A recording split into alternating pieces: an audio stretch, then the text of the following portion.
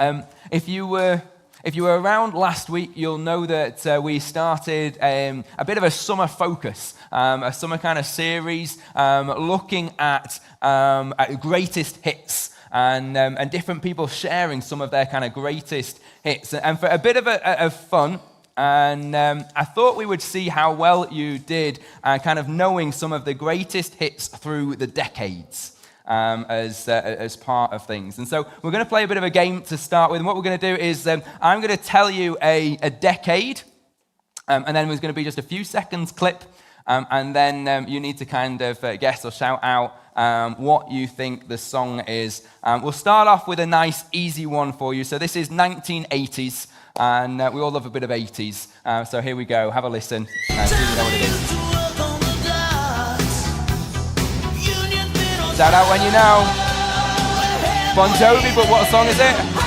Living on a Prayer. There we go. Very good. Nice, easy one to start with. If you didn't know that one, then I don't know where you've been as part of things. A little slightly more obscure, but still one I think you should all probably know. This is 1950s. Have a listen to this.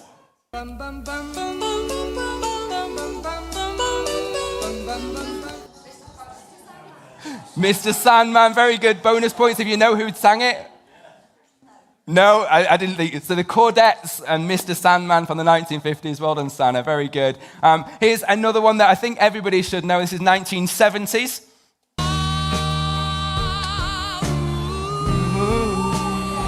Queen and the song Bohemian Rhapsody. Very good. Very good. Okay. One of the first songs I ever learned on guitar. This is 1960s. There is a house in New Orleans. House of the Rising Sun, very good, by the Animals. Love it. Okay, and then last one, a band that's had a bit of a revival in recent years, and so even the youngsters will know this one. So this is the 1990s, but the 90s, everybody seems to be into the 90s bands at the minute, don't they? It's great. My kids all love the bands I used to listen to when I was young. So here's one from the 90s. Let's see if you know what this is. Anybody feels the way I do. Oasis, and the song is Wonderwall. Very good. Very good. Excellent. Thank you, Nick. That's great. It's amazing, isn't it, how there's these songs through so many decades. You know, most of those I was not even born yet when they were kind of written and first came out, and yet they've stood the test of time. They're songs that we all know. They're songs that we relate to. They're songs that most of us can sing along to and that we kind of come back to again and again, and they kind of form a little bit of almost like the soundtrack of our lives as part of that. I kind of share them with my own kids, even though there's so many years between us. And the same is true then when it comes to Bible verses. And today I want to share one that's been a greatest hit for me and maybe has been for some of you too. And it became a greatest hit for me when I was 18. I was 18 years old. I was at music college in Manchester, and I thought I had kind of life planned out. I knew where I was going. I was going to be a professional musician. All the ducks were kind of in a row. Everything was sorted. When God took hold of my life and moved my heart in a way where I just simply wanted to live for Him and to serve Him, and kind of music just became a bit of a frustration, like it was getting in the way of that. And I described that time, at the time in my life, I kind of described it, and I still look back and see it in this way. It's kind of going from somebody who believed in Jesus to becoming a follower of Jesus as He kind of took hold of my heart. And as part of that, I felt God call me to be baptized. And lots of you will have been baptized and things and chatted, and you may have similar kind of stories in terms of different verses that come out of that. But when I was baptized, there was a particular verse that was printed on cards that were given to me, written inside cards that were given into me, and that multiple different people came up to me and just kind of shared with me that they felt God was putting this verse on their heart for me. And the verse came up again and again, and so I kind of call it my baptism verse. And that verse was Jeremiah 29:11. And as I say that, lots of you, those kind of words will ring in your ears. It says this: "For I know the plans I have for you, declares the Lord. Plans to prosper you and not to harm you. Plans to give you a hope and a future." And this became a significant verse for me where I felt God kind of speaking to me and calling me. And off of the back of this and other things, I kind of felt God calling me to leave music college. And for the next few years, it was just like God's plan kind of unfolding before me in this beautiful kind of way as I spent a couple of years voluntarily kind of serving in a couple of different churches. I met Rosie and we got married. I went to theology college and, it was just kind of these kind of few years where everything was just in this kind of beautiful way, like this just all makes sense. This is exactly how I imagined things would be. And then it was like God's plan crashed into a wall. And for several years, I kind of questioned God and wondered, God, what are you doing? What was all that about? I was working a job that I didn't enjoy. I was disillusioned with church. My faith was really up and down. For I know the plans I have for you, declares the Lord. Plans to prosper you and not to harm you. Plans to give you a hope and a future. And I was like, really, God? Is this it? And maybe you can relate to that. As you think back through different seasons of your life. Maybe you can relate to that in how you feel a little bit today. I want to encourage you. Because what I've discovered as I've walked this out with God is that this verse is so much more than what it looks like when it's just printed on a card. When we take it on its own and we make it kind of mean what we want it to mean, the promise is far deeper and far better than it first appears. We're facing a lot of change as a family at the moment. Some of you will know, after years of home education, the kids start school in September, the two that hadn't yet. And Rosie's going to kind of start to train for a new career. I've had my own things I've been kind of wrestling with and things over the last kind of few weeks and months too. And in the midst of that, this verse is still one of my greatest hits. It's still a verse that I come back to, that I still feel God speak through and encourage me through. But understand that we've got to kind of see it as more than just that verse that's printed on a card, on that kind of surface level. We need to kind of zoom out and understand the bigger picture of what's going on. As you might guess from the kind of the book that it's written in, the guy who wrote this verse is a guy called Jeremiah, and he was a prophet. And what that really meant is that his job was to kind of listen to God and then to share with the people what God was saying. And he's writing at a time when it seems like everything is just falling apart. It's all going wrong for the people of God at that time. The Babylonian Empire have laid siege to Jerusalem and taken large groups of people captive, forced them to kind of march hundreds of miles away to work in Babylon. If you know their stories, this is kind of, to give you some kind of context, this is the moment of Daniel and Shadrach and Meshach and Abednego. This is the kind of what's going on at that kind of time. Jerusalem, when Jeremiah writes this, Jerusalem hasn't completely fallen yet. That's a few years away. That is what's coming. But there's still some people there. There's still that sense of there being a king in Jerusalem. But the people are scared and they're confused. The people want to know, what's God saying? What's God going to do? That's kind of the big question on people's hearts and people's minds, because everything is so uncertain. And so different voices kind of rise up. People who claim to be prophets. And they start to give false promises. They say, don't worry, God's got this. It's only going to be 2 years, and then God will break Babylon and bring the people home, and he's going to make us a mighty nation. And you can read about that in Jeremiah 28 right before this. And the people love it. They lap it up. It's what they want to hear. It's like, yes. And I think often this is the kind of thing that we imagine Jeremiah saying when we read, for I know the plans I have for you, declares the Lord. Plans to prosper you and not to harm you. Plans to give you a hope and a future. Don't worry. Hard times won't last. It's going to be great. I'm going to sort everything out and things are going to be exactly as you want them to be. Life's going to be easy soon.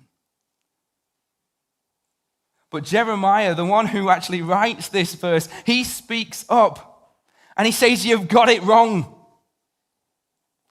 In fact, let's read exactly what it is that he writes. This is starting Jeremiah 29, verse 4, at the start of the letter that he writes in response to this. It says this. This is what the Lord Almighty, the God of Israel, says to all those I carried into exile from Jerusalem to Babylon. Build houses and settle down, plant gardens and eat what they produce. Marry and have sons and daughters. Find wives for your sons and give your daughters in marriage, so that they too may have sons and daughters. Increase in number there, do not decrease. Also, seek the peace and prosperity of the city to which I have carried you into exile. Pray to the Lord for it, because if it prospers, you too will prosper. Yes, this is what the Lord Almighty, the God of Israel, says. Do not let the prophets and diviners among you deceive you. Do not listen to the dreams you encourage them to have. They are prophesying lies to you in my name. I have not sent them, declares the Lord. This is what the Lord says. When 70 years are completed for Babylon, I will come to you and fulfill my good promise to bring you back to this place. For I know the plans I have for you, declares the Lord. Plans to prosper you and not to harm you, plans to give you hope and a future. Then you will call on me and come and pray to me, and I will listen to you. You will seek me and find me when you seek me with all your heart.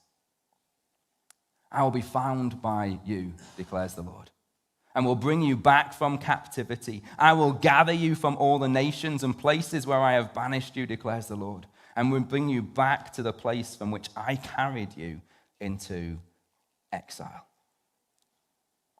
Now that hits differently, doesn't it? You know, imagine you're 20, 30, 40 years old, maybe older. You're carried into exile, and you're told you're going to be there for another 70 years. That means for the majority of the people that this was written to, they're never coming home. And to them, God says, I know the plans I have for you. Plans to prosper you and not to harm you. Plans to give you a hope and a future. You can imagine them sat there going, what? You see, this verse is not a promise that life is going to be the way that we think it will, or that everything will be easy, or everything will work out. It is God calling his people to trust him when everything is falling apart. And it's a promise that it is not actually written to us specifically. It's written to a specific people in a specific moment, who are these people who've gone into exile and are facing these 70 years. But even though that's the case, it's a verse that I think we can still look to and draw on and find encouragement in, and that God speaks to us through, because it reveals something of his heart, of something of the way that he works in an unchanging way because of his character. And that means there are things for us to take hold of in this. That means that it's still a greatest hit for me today because of that. And I want to give you 4 kind of things to take away, 4 reasons why it's a verse that I still come back to. Here's the first one. Be careful who you listen to. You know, let's be honest, when we're in a painful situation, when life isn't the way we want it to be, when there's uncertainty ahead of us, we are all drawn to the promise of change. We're all drawn to people and things that tell us what it is that we want to hear.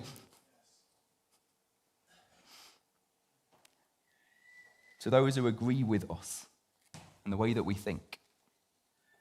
And that's basically what was going on for the people who've been left behind in Jerusalem and those who had been taken off into exile and were already in Babylon. That's when the false prophets, they started telling them what they wanted to hear, and everybody loved it.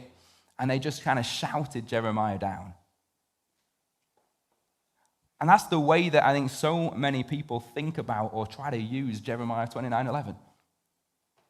It's taken out of context and it's twisted to mean God has an amazing plan for your life. Everything's going to go well for you. Whatever you're facing right now, hold on, because your breakthrough is coming. Your prosperity, your happy ending, it's just around the corner. And the shocking thing is that sounds an awful lot more like the false prophets than it does Jeremiah. And what does God say in response? Do not let the prophets and diviners among you deceive you. Do not listen to the dreams you encourage them to have. They are prophesying lies to you in my name. I have not sent them, declares the Lord. See, when we lift the verse 11 off out of context and we stick it on a greeting card and treat it then like it's this kind of guarantee that everything's going to work out, that the job will come through, that the diagnosis will be good news, that the relationship will succeed, we're not quoting Jeremiah's message. We're quoting the false prophets. And when we go kind of looking for and we're drawn to people, it's so easy now with kind of all these different kind of online kind of influencers and teachers, and you can find people who will say anything it is that you want. If you go looking for it, you will find someone who will agree with you. You will find someone who will tell you what it is that you're wanting to hear. And as we do that, we are falling into the same trap that the people of Israel did too. In Jeremiah's day, the exiles who believed the false prophets, they set themselves up for kind of 2 years. 2 years. It's not going to be long. We got this. It's okay. And then we're going to see Babylon fall. And what they got was 70. Never came home. At which point their world falls apart. Their faith falls apart. If we build our faith on a greeting card version of this verse, we set ourselves up for exactly the same collapse.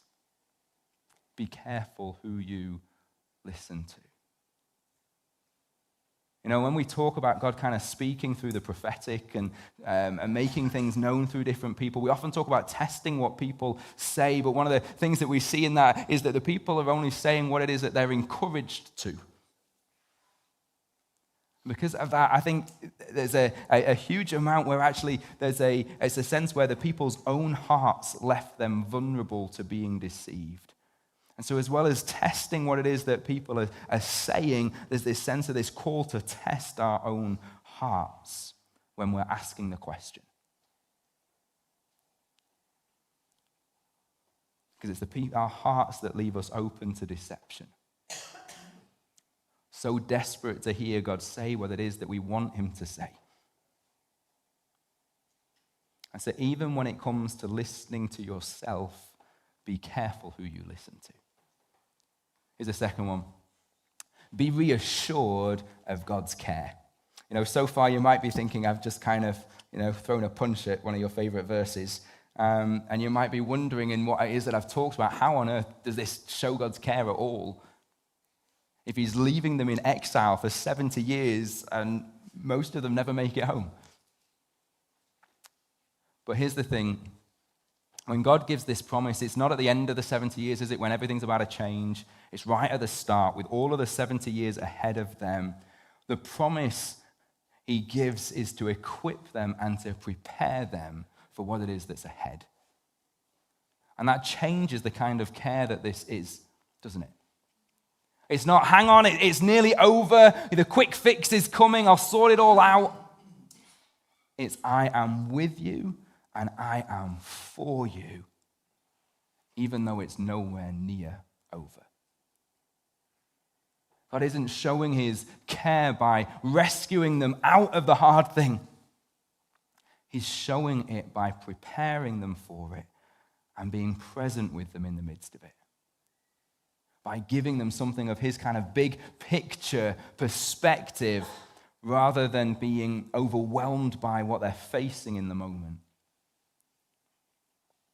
Even though they are in exile, even though they are in a pagan land, even though they are facing decades of waiting, God gives these words to say, look, I have not abandoned you.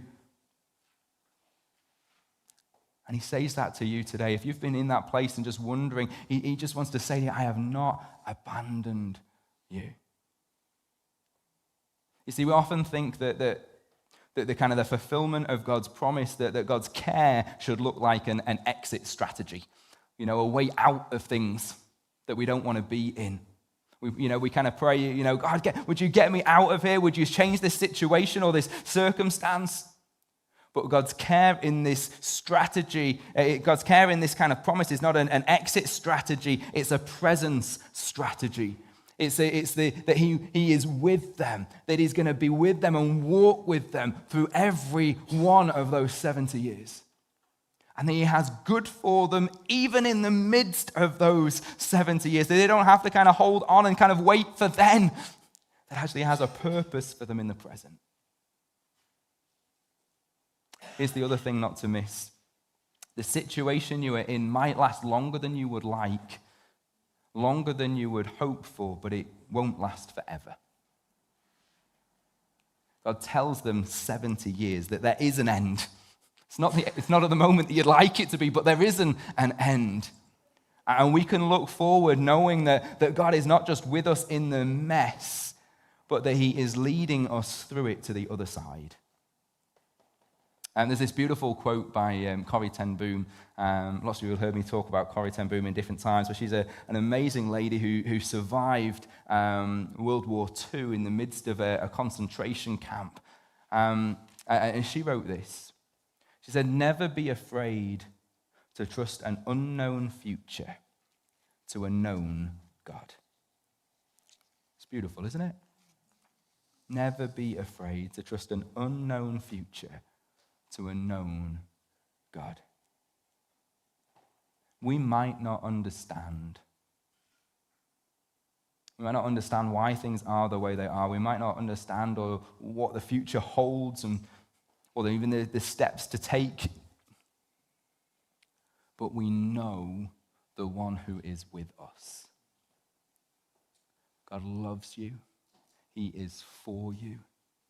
He is faithful. He is good. We don't always get answers. I don't always get the answers that I want.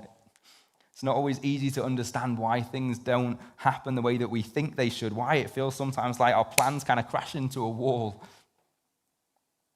why things don't change when we feel stuck in that place. I've faced that more than once, and different times when I felt like I've done everything I can. None of us ever get it all right, but I can say with all kind of integrity, I've done everything that I can to try and walk this out in God's way, to do things right.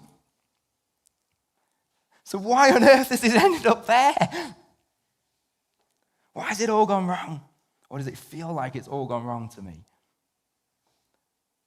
I don't always understand why the journey ends up in a painful place. But when I look back, I can see how God was at work now in those moments. I maybe didn't see it at the time, but I can look back and I can see how God was at work in those moments. How he was at work caring for me. How he was at work shaping me and dealing with things inside of me. Ugly things that came to the surface specifically because of what it was that happened. How he was teaching me about who he is.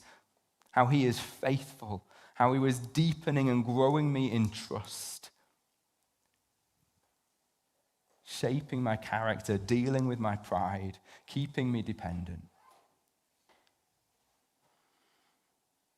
If you are in what feels like a dark season today, I want to encourage you, God has not forgotten you, and that you are not on your own. He knows exactly where you are, and he knows exactly what you're carrying. And in the midst of what may feel like a mess, in the midst of what feels like uncertainty, God says, I know the plans I have for you.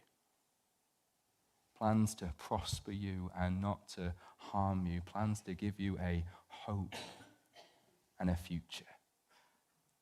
And that is not a promise that everything will work out exactly the way you want them to, when you want them to.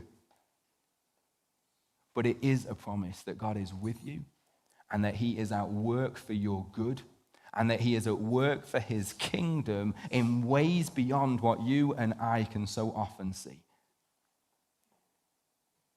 And actually, do you know, I think we have a lot more in common. Sometimes we look back and we talk about the kind of the people of God, people of Israel, all the way back then, and we think that's just a completely, so different. We've got nothing in common. I think we've got a lot more in common with the people Jeremiah originally wrote to than you might first think.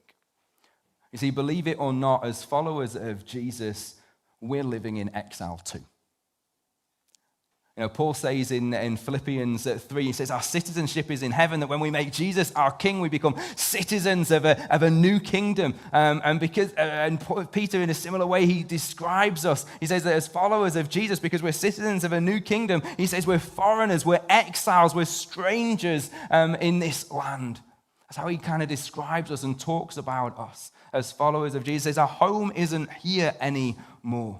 And so right now we're in exile. And so not only as we look at these verses, I say when we take it on its own, we can kind of try and make it into something it's not. But when we understand it in its place, actually we don't just find a sense of a promise of how God is with us and that there is good ahead of us. What we find are kind of guidelines and instructions as to how to handle ourselves and to live in the midst of what feels like a world that's falling apart. It's a big part of why I think we can feel this world is falling apart is because we don't belong here. It's because we're in exile. It's because things don't match up with the way that we see things and feel things inside should be. Under God's rule, with Jesus at work and on the throne.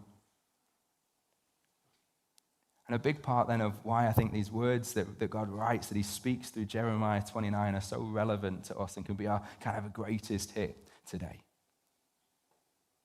Because he gives us not just that sense of hope, but he gives us a clarity and instructions as to then how to handle ourselves, how to live in a place where we may be struggling. This is what God says in verse 7. He says, to those who are in exile, seek the peace and prosperity of the city to which I have carried you into exile. Pray to the Lord for it, because if it prospers, you too will prosper. That's the last thing I'd write. I don't know about you, it's the last thing I'd expect. Babylon is the empire that has just destroyed their home and dragged them hundreds of miles away. And God doesn't say, kind of survive it, get through this difficult season, just kind of hunker down, hold on, and you'll get to the other side. He doesn't say kind of work in the background to undermine them in order to kind of bring them down. He says, seek their peace and prosperity. Be a blessing to them. And this isn't always easy. When we feel like exiles, when we feel like we don't belong, when we feel like we're on the outside, our instinct is almost always not to put our roots down. It's almost always to kind of isolate ourselves, to keep people at arm's length, to not invest too much, to kind of hunker down and just kind of stay safe. And yet we see this kind of call of God lived out, as I say, when we read about those who were kind of living in this moment that Jeremiah is speaking about, when we read about people like Daniel. He's faithful to God, but he works for the good of Babylon. And we're called to do the same. And I wonder how you kind of feel about that. Sometimes, I don't know, sometimes I read things, see things, and I don't always have a kind of a positive heart toward things that are going on in the nation or things that are going on in different places as part of it. When you think about St. Austell or Cornwall or the UK, what does it look like for you to seek the peace and prosperity of where God has placed you? to seek the blessing of where you are, to invest in, to pray for, to genuinely love this community, knowing that God has put you on your street. And I find it easier to love this community than I do sometimes bigger picture stuff. But knowing that God has put you on your street, he's put you in this town, he's put you in this nation for that very purpose. Now, this is a big part of a lot of what we do as a church. It's why we do the food bank and the fun day that we were talking about at the beginning. It's because we want to bless our community. It's because we want to seek its peace and prosperity. It's because we want to express God's love in a practical way, to meet needs, to make a difference, to see change. But even more than that, we want to bless people spiritually. We want to seek peace and prosperity that isn't just kind of temporary for a moment and kind of scratches a need and then is needing to be kind of met again, but seek peace and prosperity that lasts, that is secure, and we know that that is only ultimately found in Jesus. You know, God has placed you and me. He has placed us on our streets, in our workplaces, in our families, among our neighbors, and with our friendship groups in order to seek the peace and prosperity, to seek their peace and prosperity. And ultimately, that can only ever be found in Jesus. To share Jesus in word and in deed. So how can you do that? In the place, in the situation that God has you in. What might that look like for you? Even just this week, thinking small things, thinking practical things with the people God has put around you, with the people you know you're going to bump into and rub shoulders with and share time with. In the place where he has put you. And when we understand that peace and prosperity is ultimately found in Jesus, it makes complete sense that God follows up the verse that we all know about his good plans and how he's got these plans to prosper us and not to harm us, how he follows it up by calling us, not just to seek the peace and prosperity of the place where he's put us, but to seek him with all our heart. In verses 12 to 13, this is what we read. It says, "Then you will call on me and come and pray to me, and I will listen to you. You will seek me and find me when you seek me with all your heart." You see, the people of Israel had got caught up living for safety and prosperity. That's all they were really interested in. That's what they wanted the prophets to kind of tell them and to give them. They called themselves God's people, but they didn't live like it. And God warned them again and again, and they ignored him. And so when God takes them into exile, he takes them into this situation that is painful and causes all these questions and these struggles and difficulties. What he's doing is he's making a way that he can start to deal with their hearts, to draw them back to him. That they call on him and pray to him and listen to him. That they'd seek him first with all their hearts and find him. That they would realize that the greatest treasure isn't the plan and it isn't the blessing. Isn't everything working out the way that they want it to? But the greatest treasure is God himself. And in those moments when it feels like to me that the plan has kind of crashed into a wall, that's so often been what God has been bringing me back to. I've got so caught up in maybe the things, good things, and all of this stuff going on, that he's just kind of trying to realign my heart to say, can you bring it back to me? Relationship with me. Can I be your treasure? Can you find your joy in me? You know, it's so easy, isn't it, to want the promise more than we want the giver. You know, to want the plan revealed, the future secured, the outcome certain. And then we end up treating God as a means to an end, rather than the one who our lives are all about. The one in whom we find our peace and prosperity, our joy and our freedom. Think about it like this. Maybe this is helpful. You know, I to bless my kids. And if there's something that I can give them that will put a smile on their face, it's my joy to do that if it's in my power, if I'm able to do that. But if the only time that Simon came up to me or Annabelle or Evan came up to me was to ask, Dad, what have you got for me today? And never once did they come and just kind of give me a hug or want to spend time with me, then something has gone very wrong. Now, even though the gifts I give them are genuinely good, the gifts were never meant to replace our relationship. They're meant to flow out of it. And that's exactly what God is saying in these verses. And it's why it's so dangerous to read verse 11 without going on to 12 and 13.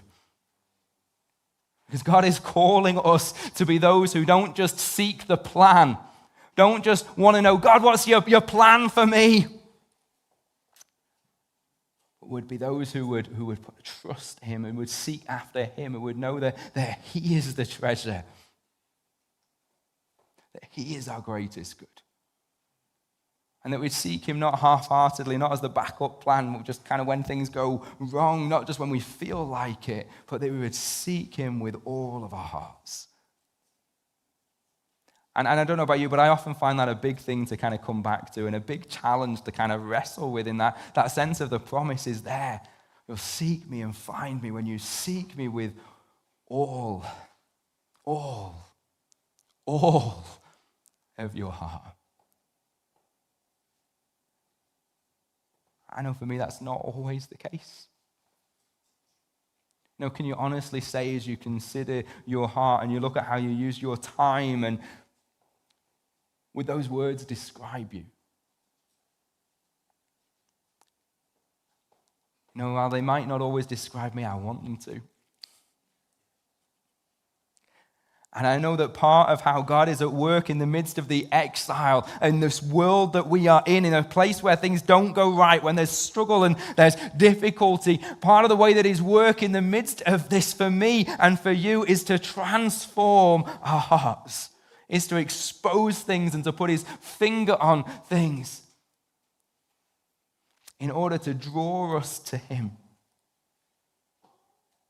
Just to simply say yes to Him. To allow Him to deal with what He wants to do and to invite us into what He wants to draw us closer to Him. And here's the good news. Unlike the plan, the plan the Israelites didn't know, and it was confusing and uncertain, and it didn't match what they wanted. And often that's the case for us too. The plan can be uncertain, it can be confusing, and we might not match what it is that we want it when we do get to find out what it is. But unlike the plan, that's something we don't see often and we can't control or we can't make happen, God Himself is available to us right here and right now, wherever we are and whatever our circumstances. And He wants you to find Him. His promise is absolute. You will seek me and you will find me when you seek me with all your heart. Ask Tom and Claire to come up. And as they do, I want to ask you to think about a few questions. We never want to be just those who kind of come together and listen and kind of smile and nod or agree or feel conviction and then just kind of go away and forget about it because life takes over. Our heart is always to make room for God to speak and to move and then for us to respond, to put into practice what it is that He calls us to. And so these questions are just a simple way to help you to do that. Here's the first question. Who have you been listening to? What voices have been shaping how you think? Invite God in this moment to test those voices. If there's a voice that you've been listening to which is saying, that is wrong, that is not what I'm saying, that is not my truth, that is going to lead you astray, just invite Him to put His finger on that, to test that voice, to show you, to expose you, to guard you from false promises and false teaching, and to lead you into His truth. is the second one. How is God calling you to seek the peace and prosperity of the place where he has put you? Is there anything that causes you to hold back from doing that? To not want to invest, to not put your roots down, either in a place or in a relationship? And what is he calling you to do? And then number 3, are you seeking God's plan, his blessing, or are you seeking God himself? See, there is nothing wrong with wanting God's will for your life. There is absolutely nothing wrong. It's something that I'm sure nearly all of us in this room at one point or another have asked and have wrestled with. You know, it's a good thing to want God's will for your life. The danger is that it keeps things all about us. I believe God's invitation today is to move from seeking God's will for your life to offering your life for his will. Let me say that again because I think it changes everything. God is inviting you to move from asking, God, what's your will for my life? What is it you want me to do? Show me the plan. All the things which are centered on us. He's inviting you to move from there to offering your life for his will. Saying, God, here is my life. It's yours. My life for your will. This last week, as I've been kind of taking time with God personally and trying to journal and just kind of process some different things, this is a prayer I've kept coming back to, and as I have, it's kind of developed a little bit, and each day I just kind of find myself finishing with these words and just finishing with these words. Jesus, my life for your will, my life for your glory, my life for your kingdom.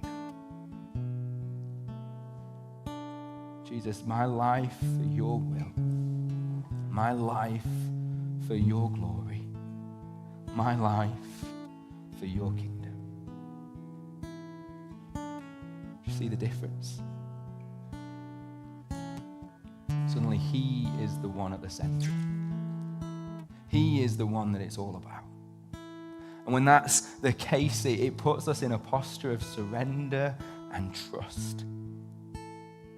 And I find that as I do that, I might not get the answers. I might not kind of know exactly what's going to happen. But at the same time, there's this sense that everything starts falling into place.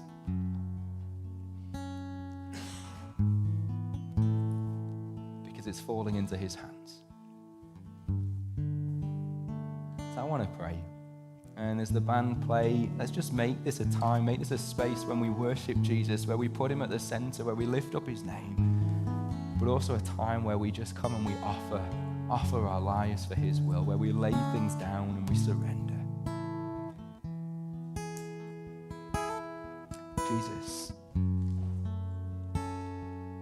Jesus, thank you that you're the God who is real. Lord, you don't just give us kind of nice euphemisms and kind of phrases and sayings that don't actually stack up in reality, but that you speak truth. That you're real about this difficulties. You're real about the seasons which don't make sense to us. And it's into that you speak. It's into that you give us your promises. It's into that you draw close and meet us where we are. It's into that you reveal to us what it is that you have for us, how it is that our lives can be about you. And so I just pray that you would come and meet with each and every person. Lord, as we fix our eyes on you, as we open our hearts to you, Jesus, where we've as we've been talking about, would you just move as you did through the prophet Jeremiah in this moment? Would you expose lies and deception? Or where maybe there's somebody who's been holding on to something, believing it's from you, and it's kind of been shaping things, and it's been something that's kind of become quite fixed for them, but it's not of you. Would you expose it now for what it is? so that they might have freedom, so they might realize, and where that's painful, where that's costly, where there's a sense of loss in that, would you just comfort their hearts and reassure them that you know the plans you have for them, plans to prosper them and not to harm them, plans to give them a hope and a future. And God, I just pray for all of us that you would just move in our hearts, that we would be able to lay ourselves down to say our lives for your will, to seek you with all our hearts, Lord, that nothing would be held back. Holy Spirit, you would come and you would just search out those nooks and crannies, those things that maybe we've been kept apart, or where we've been trying to hide, those things which are not submitted to you. Lord, that we would seek you with all our heart. And as we do, that we would find that there would just be a joy as we know your presence, as we know your glory, as we know you with us, and are able to carry you out into the midst of everything that we face, to share you with those around our community, to seek the peace and prosperity of St. Austell and beyond, as people come to know you. Holy Spirit, would you move?